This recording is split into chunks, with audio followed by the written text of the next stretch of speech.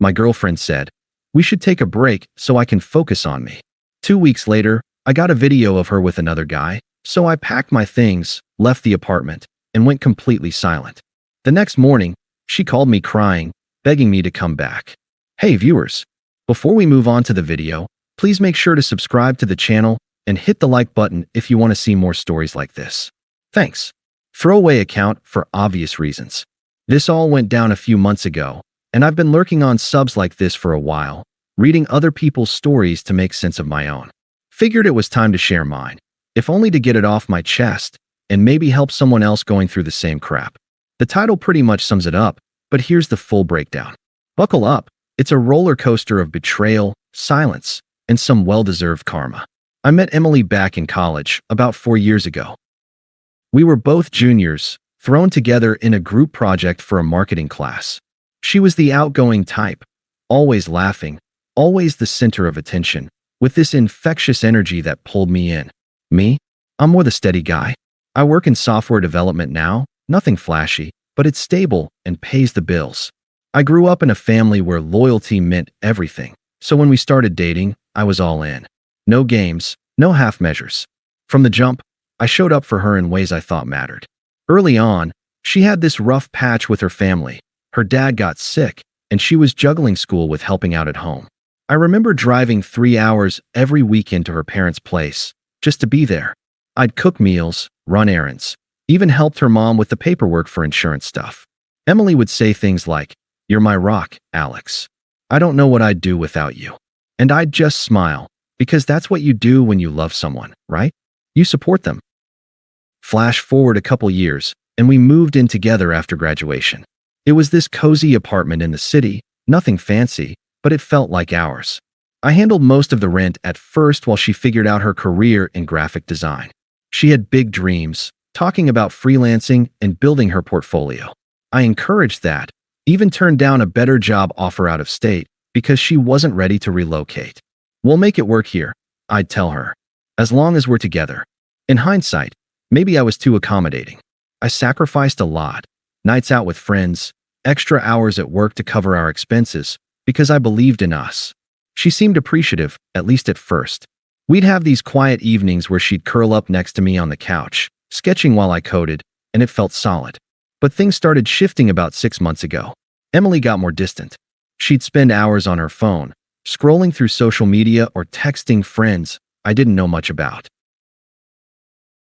Our conversations turned superficial, less about our future, more about her frustrations with work. I try to talk it out, like, "Hey, if something's bothering you, let's figure it out together." But she'd brush it off with a smile that didn't reach her eyes. "I'm fine, Alex. Just stressed."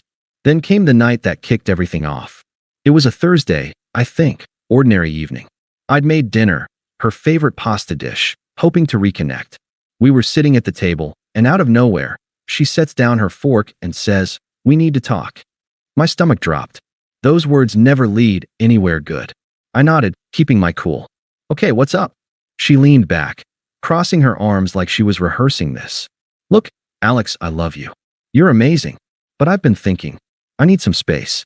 We should take a break so I can focus on me." I blinked, processing. "A break? What does that mean exactly?" She sighed, like I was making it harder than it needed to be. "It means I need time to figure out my own stuff, my career, my goals. We've been together since college, and I feel like I've lost a bit of myself. You're always there, which is great, but it's suffocating sometimes. I need to breathe, explore who I am without us being so intertwined." Her words hit like a gut punch. Suffocating? I'd bent over backward to give her space when she needed it. But I stayed calm, no yelling or pleading. "So what are you saying? We're pausing everything? Dating other people?" She shrugged, avoiding my eyes. "Not necessarily dating, but yeah, space means space. No expectations. I still care about you, but I have to prioritize myself right now. It's not about you, it's about me growing." There it was, that smug undertone, like she was enlightened and I was the clueless one holding her back. Her logic was twisted. We'd built this life together, but now it was all about her journey. I could have argued, pointed out how I'd put her first so many times, but what was the point? If she wanted out, begging wouldn't change that. So I just said, "All right, if that's what you need." She looked surprised, like she expected more resistance. "Really? You're okay with this?" "I'm not thrilled," I admitted. "But if you need space, take it. I'll crash on the couch tonight. Give you the room." "No, stay in the bed. I'll take the couch." She smiled faintly, like we were being mature about it. But there was this dismissive edge, like she'd already checked out. That night, I lay awake, staring at the ceiling. Confusion swirled in my head. Had I missed signs? Was I really suffocating her? I replayed our relationship. The time I skipped a work trip to be at her art show, even though it meant passing up a bonus. Or when her car broke down, and I loaned her mine for weeks while I took the bus. I'd given so much, and now I felt like a backup plan she could pause at will. It hurt, but I respected her request. No calls, no texts. I moved to a buddy's place the next day, telling her I'd grab the rest of my stuff later. She nodded, almost relieved. "Thanks for understanding, Alex. This'll be good for both of us." Little did I know how quickly good would turn to garbage. The 2 weeks that followed were a weird limbo. I threw myself into work, hitting the gym more, trying to fill the void. Mornings I'd wake up on my friend's lumpy couch, checking my phone out of habit, no messages from her. Part of me hoped she'd reach out, say she missed me, but nada. Radio silence. It stung, that unfairness of it all. Here I was, loyal to a fault, giving her the space she demanded, while wondering if our years together meant nothing. Friends told me to move on, but I wasn't ready. I still believed in us, stupidly maybe. Flashback to a month before the break. Emily had been down about a freelance gig falling through. I surprised her with tickets to a design conference she'd been eyeing, dropped a chunk of savings on it. "Alex, you're the best," she'd said, hugging me tight. "No one gets me like you do." Now, in the silence, that memory twisted the knife. Had it all been one-sided? About 10 days in, I started hearing whispers from mutual friends. "Emily's been out a lot," one said vaguely. I didn't pry, didn't want to seem desperate. But then, on day 14, my phone buzzed with a message from an acquaintance, Sarah, who we both knew from college. "Hey Alex, not sure if you want to see this, but thought you should know." Attached was a video. I hesitated, heart pounding, then hit play. It was from a party the night before, loud music, dim lights. There was Emily, laughing, draped over some guy I vaguely recognized as Jake, a co-worker she'd mentioned in passing. He was the fun type, tattoos, always posting about bar hops on social media. In the clip, she was kissing him, his hands all over her, both clearly wasted. Someone in the background cheered, "Get it, Em." And she pulled back just long enough to say, slurring a bit, "This is what freedom feels like," before diving back in. The video was short, maybe 20 seconds, but it looped in my mind. Betrayal hit like a freight train. Physical cheating, sure, but the emotional gut punch was her smug joy in it. "Focus on me," she'd said. Yeah, right. This was her focusing? On some dude 2 weeks after putting us on pause? I felt discarded, like I'd been a placeholder until something exciting came along. The confusion boiled. Why the lies? Why not just end it clean? But I didn't call her. Didn't text. No confrontation, no outburst. What good would that do? She'd made her choice. Instead, I sat with it for a few hours, letting the anger simmer down to resolve. Then I drove back to the apartment that evening while she was still out. Packed my essentials, clothes, laptop, a few books, into boxes.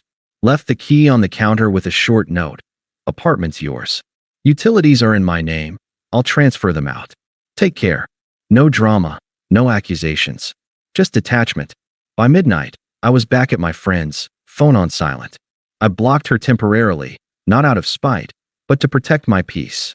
That night, I didn't sleep much. Stared at the wall, processing the unfairness. Why me? I'd been committed, undeservedly mistreated like this. But in the quiet, something shifted. The silence wasn't weakness, it was dignity. I started journaling a bit, listing what I wanted for myself. A promotion I'd been eyeing, travel I'd put off, rebuilding my social life.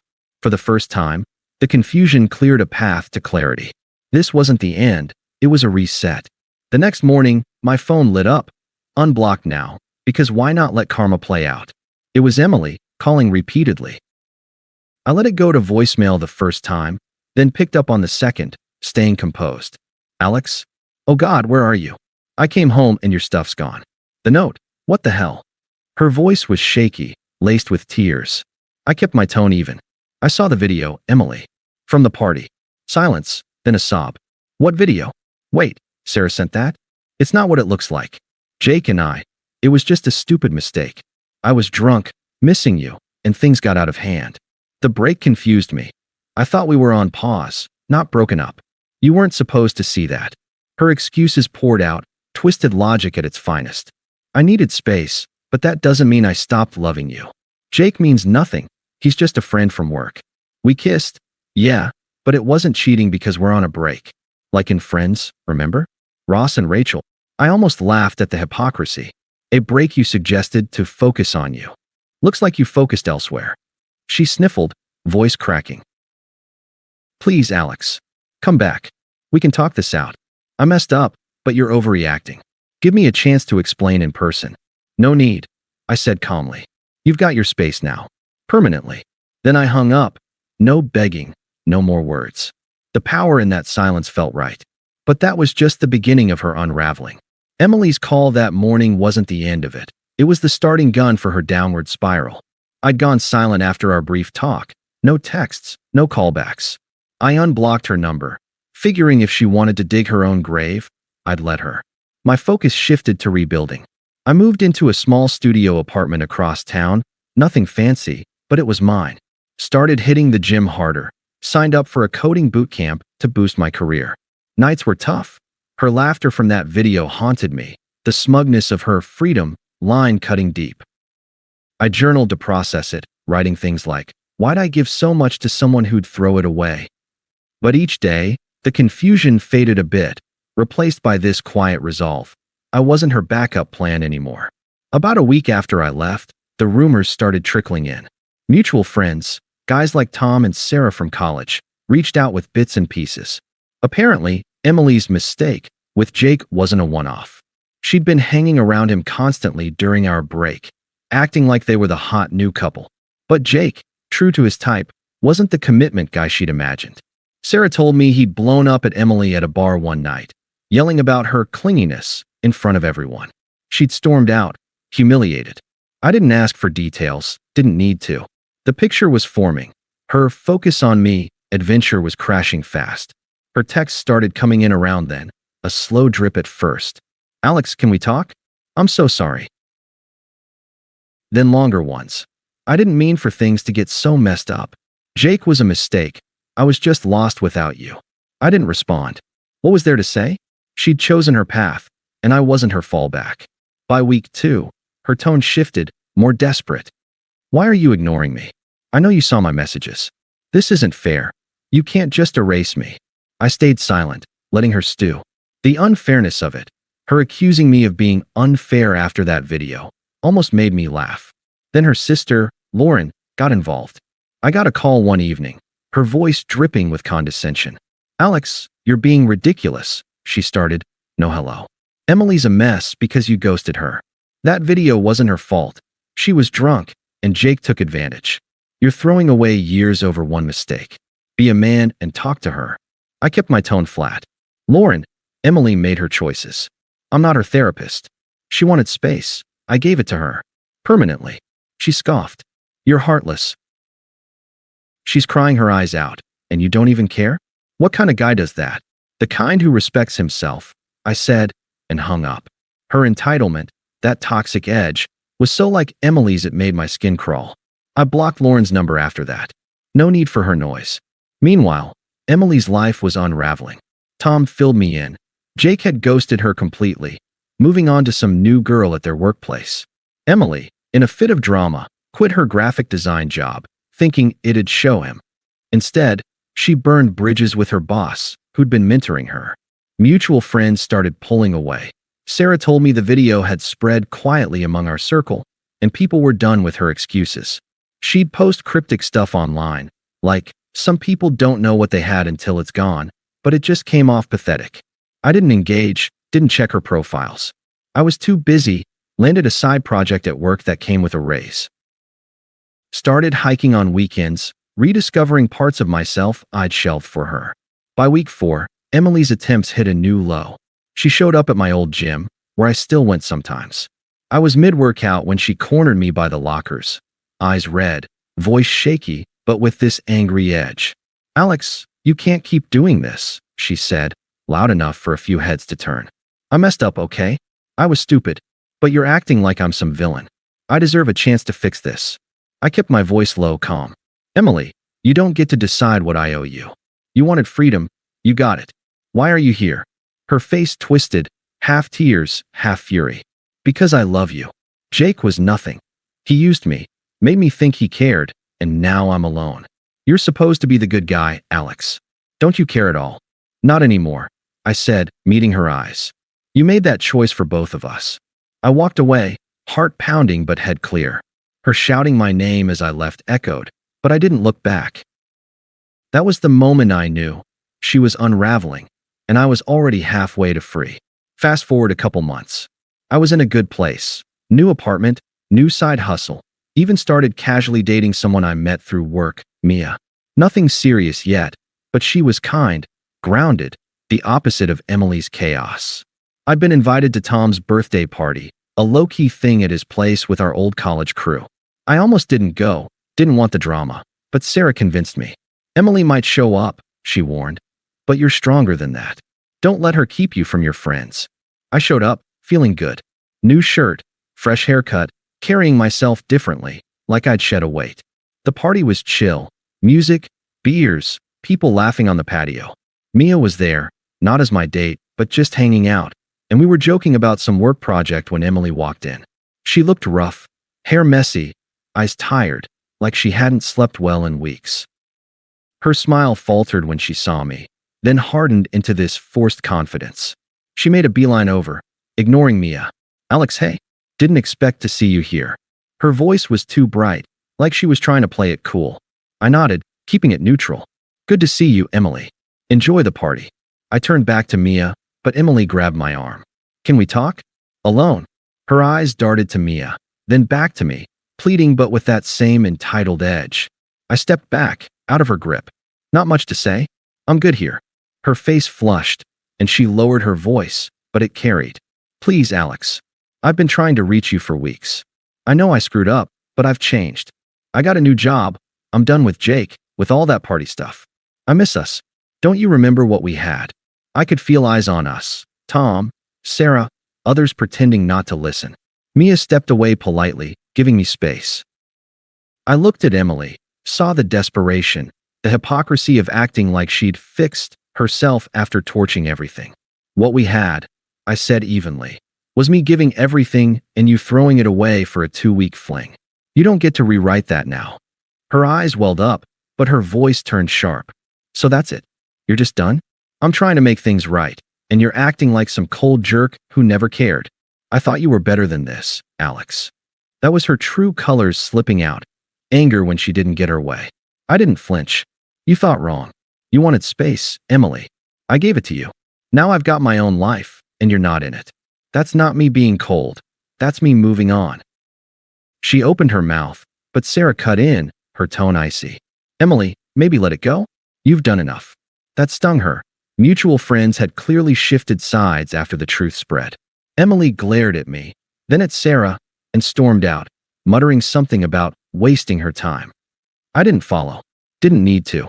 The party went on, and I laughed with Mia and Tom like nothing happened. But a week later, Emily tried one last time. A long text, sent at 2 a.m. "Alex, I can't stop thinking about you. I see you're doing well, and it kills me because I know I lost something real.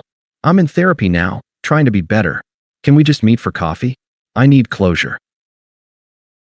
I waited a day, then replied with the final nail. "Emily, I wish you well, but there's no closure to give. That chapter's closed. I've built a life that doesn't include you, and it's better for it. Take care of yourself." Sent, then blocked her for good. No sympathy, no apologies, just facts. She was irrelevant now, a lesson learned, not a regret. Looking back, that video was the wake-up call I needed. It hurt like hell, sitting with the betrayal, the confusion, the silence. But it pushed me to rebuild stronger. I'm up for a promotion now, planning a solo trip next month, and yeah, things with Mia are looking promising. Emily's out there somewhere, probably still picking up the pieces of her freedom. I don't think about her much anymore, just enough to appreciate how far I've come. If you're reading this and stuck in a similar spot, trust me, sometimes silence is your loudest move. Walk away, build your own path, and let karma do the rest. Thanks for watching. Make sure to subscribe to the channel and hit the like button. What do you think about this story? Share it in the comments.